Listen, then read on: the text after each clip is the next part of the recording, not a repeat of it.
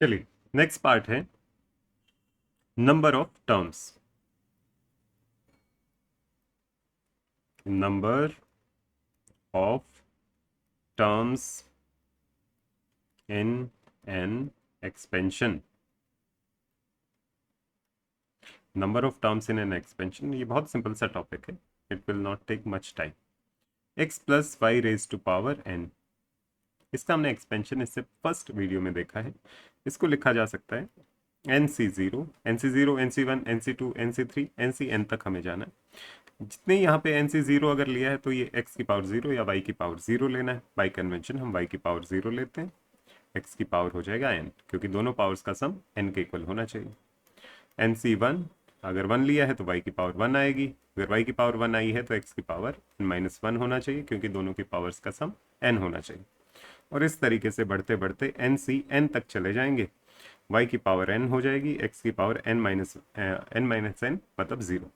तो अगर हमें नंबर ऑफ टर्म्स काउंट करने कि ये टोटल कितनी टर्म्स हो गई, तो एक्चुअली में ऑटोमेटिक काउंटर तो हमने ऑलरेडी इसमें इंस्टॉल किया हुआ है, लगाया हुआ है। कहाँ है automatic counter? N C one आएगा, फिर एन सी टू आएगा, n C one, n C two, n C three, n सी एन तक। ये सब टर्म्स के साथ ये मल्टीप्लाई हो रहा है, और सबसे शुरुआत में एन सी जीरो आता है। अगर मुझे ये सब टर्म्स काउंट करनी है, तो अगर मुझे पता है ये सारी टर्म्स, हर एक टर्म के साथ ये ऑटोमेटिक काउंटर लगा हुआ है, 1 2 3 4 5 6 7 8 9 एन तक आया हुआ है। तो टोटल नंबर ऑफ टर्म्स कितनी होनी चाहिए? अगर यहाँ पर पावर एन है तो वन से लेके एन तक एन टर्म्स तो यही हो जाएंगी जिनके साथ n C one, n C two, n C three, n सी एन तक मल्टीप्लाई हुआ है। प्लस में एक टर्म ये होगी जिसमें एन सी जीरो है, जो सबसे पहली टर्म है। तो टोटल नंबर ऑफ टर्म्स अगर मुझे काउंट करनी है, तो x plus y raise to power n की टोटल नंबर ऑफ टर्म्स हो जाएंगी n plus one terms. Understood? तो x plus y raise to power n, अगर कोई एक्सपेंशन दिया हुआ है तो टोटल नंबर ऑफ टर्म्स उससे एक ज्यादा होंगी। इसका आप एक प्रैक्टिस करके देखो, प्रैक्टिस करके देखो। x plus y raise to power 17, अगर इसका एक्सपेंशन लिखेंगे तो कितने टोटल नंबर ऑफ टर्म्स आएंगी? 17 plus one 18। x plus y raise to power 18 लिखेंगे तो इसमें कितनी टोटल नंबर ऑफ टर्म्स आएंगी? 18 प्लस वन इक्वल टू 19। सही बात, वेरी सिंपल। ठीक है, इसके बाद आप एक एक्सपेंशन देखिए कि x plus y raise to power n, इसको कैसे लिखा जा सकता है?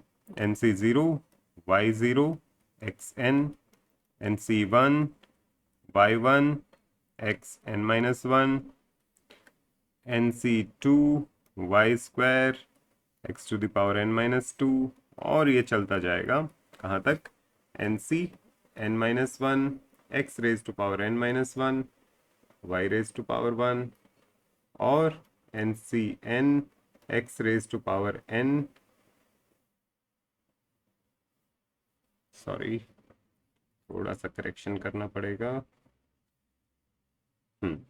N C n minus one, y raise to power n minus one, x raise to power one, और n C n y raise to power n, x raise to power zero.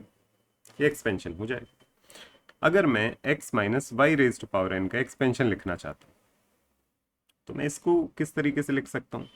x plus Y में मैं x minus y को इस तरीके से adjust कर सकता हूँ कि मैं x माइनस वाई को लिख सकता हूँ कि x में मैंने माइनस वाई ऐड किया है, और ये जो माइनस वाई है ये मेरा नया y है, ये नया वेरिएबल है जो y की जगह पे माइनस वाई है।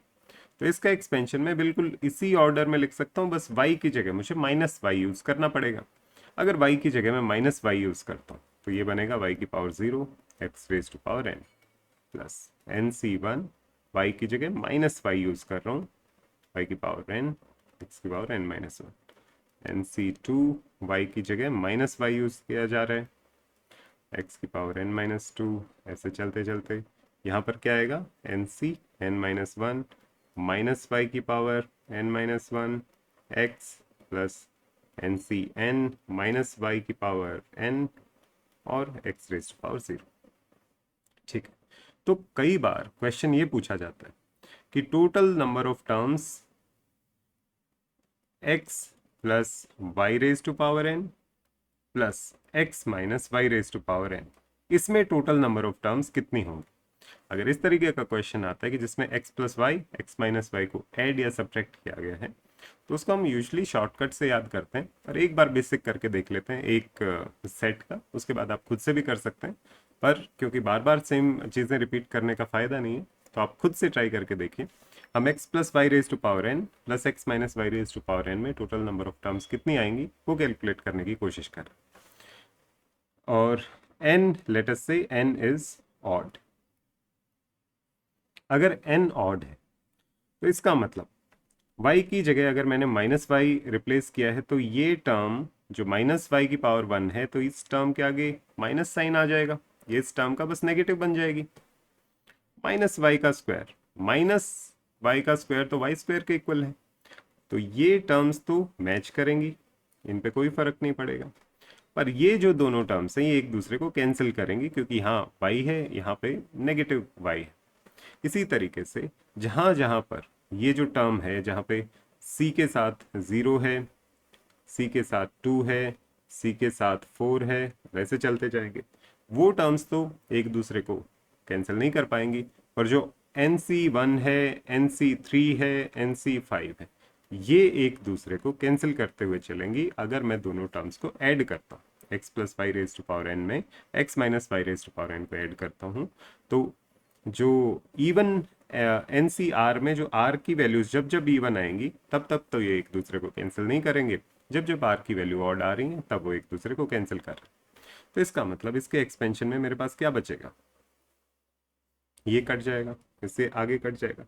और n अगर ऑड है तो ये वाली टर्म भी ऑड बनेगी, ये टर्म कट जाएगी, ये बचेगी n माइनस वन इवन बचेगी, क्योंकि n ऑड है तो ये एक दूसरे को कैंसिल करेंगे, उससे पहले वाली टर्म नहीं करेगी कैंसिल।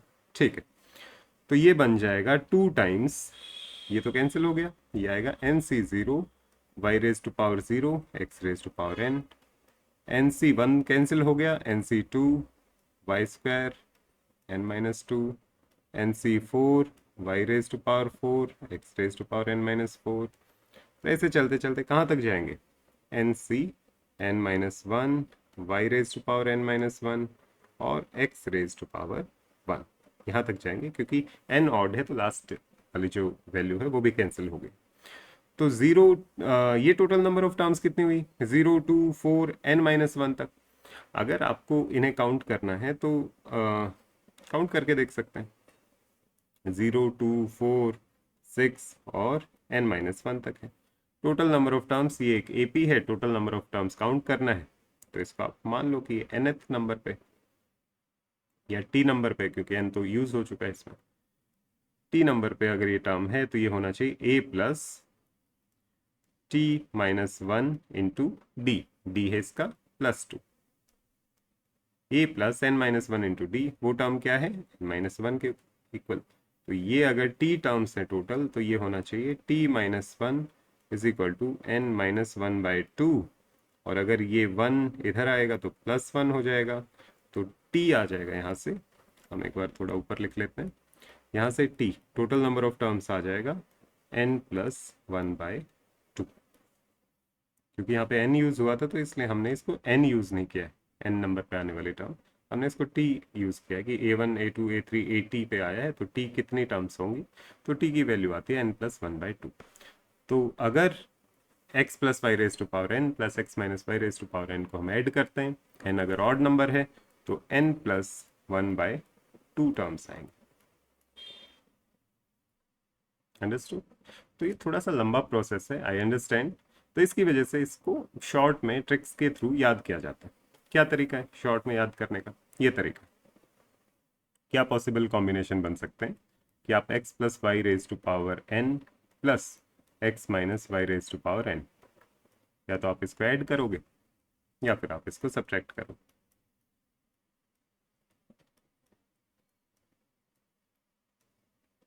सही बात है। अब इसमें जो n की वैल्यू होगी, n या तो ऑड होगा या फिर n इवन होगा, या तो n ऑड होगा या फिर n इवन। अगर n ऑड है तो नंबर ऑफ टर्म्स हमेशा n+1/2 बनेंगी। अगर n ऑड है तो आप ऐड करो या सब्ट्रैक्ट करो, हमेशा नंबर ऑफ टर्म्स n+1/2 बनेंगी। अगर n इवन है तो अगर आप सब्ट्रैक्ट कर रहे हो तो टर्म्स बनेंगी n/2। अगर ऐड कर रहे हो तो टर्म्स बनेंगी n/2+1। आपको याद करने में आसानी ये रहेगी कि जब यहाँ पे प्लस है तो यहाँ पे बड़ी टर्म्स आएंगी, ज़्यादा टर्म्स आएंगी। जब यहाँ पे नेगेटिव है तो यहाँ पे छोटी टर्म आएगी, केवल n/2 आएगी। अगर n की वैल्यू ऑड है तो इट्स इररेलेवेंट कि आप ऐड कर रहे हो या सब्ट्रैक्ट कर रहे हो, इट्स n+1/2। और अगर इवन है तो डिफरेंस आएगा। अगर ऐड करेंगे तो ज़्यादा टर्म्स आएंगी n/2+1, अगर सब्ट्रैक्ट कर रहे हैं तो कम टर्म्स आएंगी, केवल n/2। तो अगर n ऑड है तो आपको सोचने की ही ज़रूरत नहीं है, n+1/2 आएगा। अगर आपने x+y⁴n और x-y⁴n को ऐड या सब्ट्रैक्ट किया। अगर n इवन है तो मैटर करता है, आपने x+y⁴n को अगर ऐड किया है तो n/2+1 ज़्यादा टर्म्स आएंगी, अगर आपने सब्ट्रैक्ट किया है तो n/2 एक टर्म कम आएगी एडिशन के कंपैरिजन। आई होप इससे नंबर ऑफ टर्म्स को कैलकुलेट करने में आपको हेल्प मिलेगी। सबसे पहले एक बार रिकैप करें तो x+y⁴n, इसके अंदर टोटल नंबर ऑफ टर्म्स कितनी होती हैं? टोटल नंबर ऑफ टर्म्स होती हैं n+1। और अगर मैं x+y x-y के कॉम्बिनेशंस देखूं तो उसमें नंबर ऑफ टर्म्स रहेंगी ये। इसको आप खुद से करके देख सकते हैं, n को ऑड n को इवन करके, ऐड सब्ट्रैक्ट करके। पर ये शॉर्ट फॉर्मेट है, एक मैंने इसका एग्जांपल आपको करके दिखाया है, आप बाकी एग्जांपल्स खुद से करके देख सकते हैं।